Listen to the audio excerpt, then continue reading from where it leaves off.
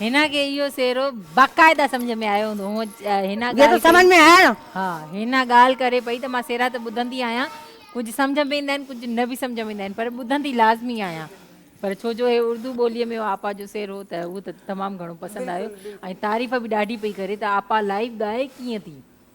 बहुत अच्छा गाया और बहुत पूरा समझ में भी आया बहुत अच्छा गाया। शुक्र अल्हम्दुलिल्लाह, आपको समझ में आना चाहिए, बाकी खिबड़े ही खेरा। बेसिकली सिंध तो हम सबका है ना। हाँ ना बिल्कुल सिंध में तो हर बिल्कुल कल्चर ऐसे ही सिर्फ है। सिंधी नहीं है, हर कौम हर चीज देखती है और उसको कौमी like जबान करती है हमारी उर्दू। तो माशाल्लाह सिंध का जो कल्चर वैसे भी इतना रिच है, इतना लेकिन आपा ने जबरदस्त जो है ना। सिंध को हाँ उर्दू में गाकर ये बता दिया कि हम लोग सब मतलब एक है एक है एक है। और बिल्कुल अंडरस्टैंडिंग यही होती है जी हमारी एक सिंध की एक। हाँ बिल्कुल अधी के बानो के माइक कोने ॻाल्हाइण जो में बि आपने वञी बात करे की है इस माइक में बात त करें, भाभी पास कजो।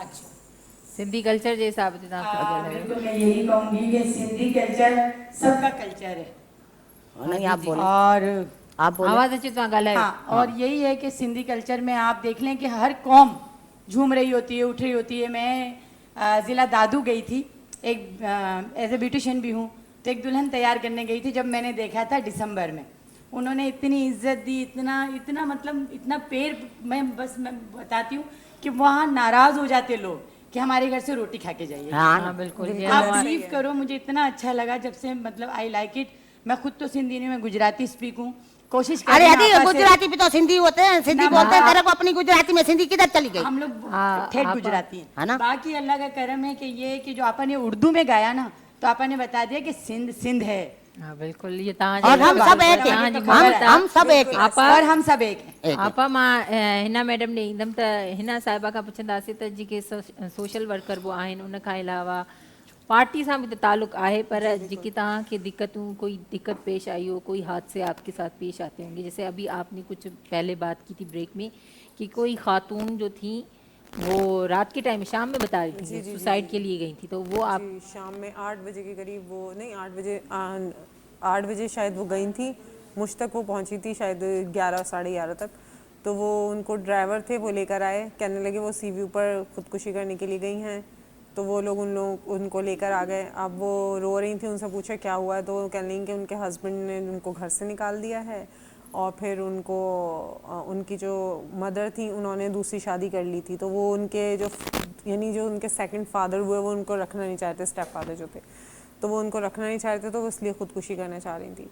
तो फिर हमने उनको शेल्टर होम में भेजा। इस तरह उनको रखने के लिए पहले एक रात तो फिर हमने अपने ही घर में रखा, क्योंकि रात का वक्त था तो जगह नहीं थी कहीं और लेके जाने की। फिर समझ में भी नहीं आ रहा था कहाँ लेके जाएं। हमारे पास अभी हमारा अपना कोई शेल्टर होम नहीं है, हमारी भी एनजीओ है लेकिन शेल्टर होम हमारे पास नहीं है।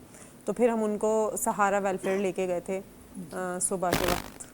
तो इस तरह के अमूमन कोई हादसे होंगे। हाँ, और वो मान नहीं रही थी, वो बहुत गुस्से में थी। उनको रात भर ना उनको शांत करना, उनको समझाना, उनकी काउंसलिंग करना, ये बहुत मुश्किल था उस दिन उनको रोकना। तो आपकी ज़िंदगी का ये पहला हादसा था ये जो आपने कवर किया, मतलब ये एक उनका हादसा था आपके लिए, तो ये जिम्मेदारी थी। तो इस तरह के कई केसेस आते होंगे आपकी ज़िंदगी में, या ये पहला ही आपका केस था? नहीं ऐसे और भी बहुत सारे मैंने देखे हैं केस, लेकिन ये खातून जो थी ना ये बहुत ज़्यादा गुस्से में थी। तो वो फिर हमने इनको एक मतलब जगह वजह सुसाइड करने का गुस्सा था? हाँ, गुस्से में भी थी क्योंकि उनकी अम्मी ने कुछ उनको डांट वांट के निकाल दिया था। तो थोड़ा सा हस्बैंड की वजह से भी गुस्से में भी थी और वो चाह ही रही थी कि वो माने नहीं, वो खुदकुशी कर ले। तो उनको रोकना बड़ा मुश्किल था। टाइम थी